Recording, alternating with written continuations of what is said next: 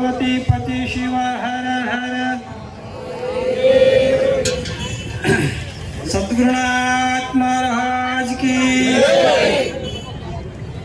ओम यं ब्रह्म वरुणेन्द्र रुद्रमरुतः स्तुन्वन्ति दिव्यैस्तवै वेदै साङ्गपदक्रमोपनिषदै गायन्ति यं सामगा ध्यानावस्थितद्गतेन मनसा पश्यन्ति यं योगिनो येषां तं न विदुषुरसुरगण देवाय तस्मै नमः देवाय तस्मै नमः।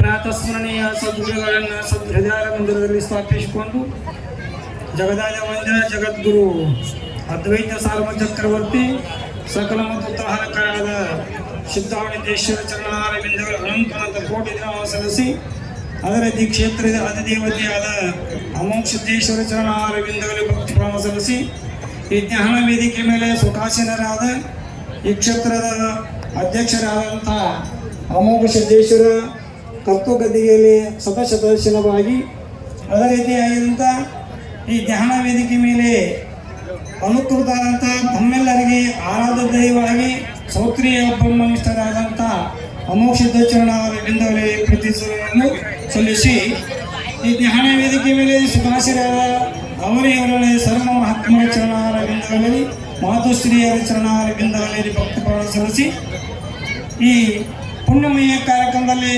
ಯಥಾರ್ಥ ಧ್ಯಾನವನ್ನು ಬಯಸಿ ತಮ್ಮ ಧ್ಯಾನವನ್ನು ಪಡಿಬೇಕಂತ ಸದಿಚ್ಛೆಯನ್ನು ಕೂಡಿದಂಥ ಶರಣ ತಮ್ಮೆಲ್ಲರಿಗೂ ಶರಣ ತಿಳಿಸುತ್ತಾ ಈ ಪುಣ್ಯಮಯ ಕಾರ್ಯಕ್ರಮದಲ್ಲಿ ಭಾಗಿಯಾಗೋಣ.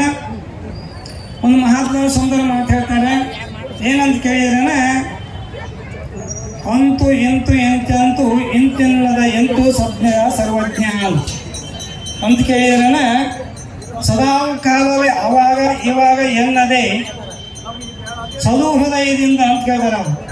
ಯಾವಾಗ ಕೊಡ್ಬೇಕು ಇವಾಗ ಕೊಡ್ಬೇಕಂತ ಅನ್ನೋದೇನಿಲ್ಲ. ಸದಾ ಕಾಲದಲ್ಲಿ ಇಂಥ ಸತ್ಸಂಗ ಸಮ್ಮೇಳನದಲ್ಲಿ ಬರ್ತಕ್ಕಂಥ ದಹನಾದಿಗಳನ್ನು ಮಾಡಬೇಕು ಅಂತ ಹೇಳ್ತಾರೆ.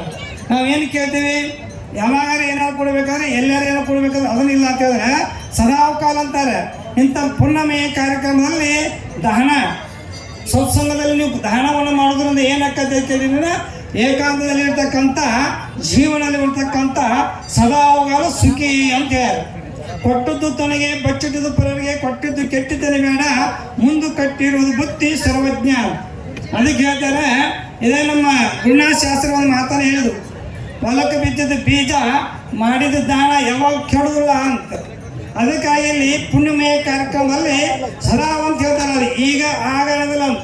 ಯಾವಾಗಾದ್ರೂ ದಾನ ಮಾಡ್ಬೇಕಂದ್ರೆ ನಿಮ್ಮ ಸರ್ವ ಹೃದಯದಲ್ಲಿ ಯಾವಾಗ ನಿಮ್ಮ ಮನಸ್ಸಲ್ಲಿ ದಾನ ಮಾಡ್ಬೇಕನ್ನಂತ ಇಚ್ಛೆ ಬರುತ್ತದೋ ಅವಾಗ ದಾನ ಮಾಡಿ ಪುಣ್ಯ ಪಡ್ಕೊಳ್ಳೋದು.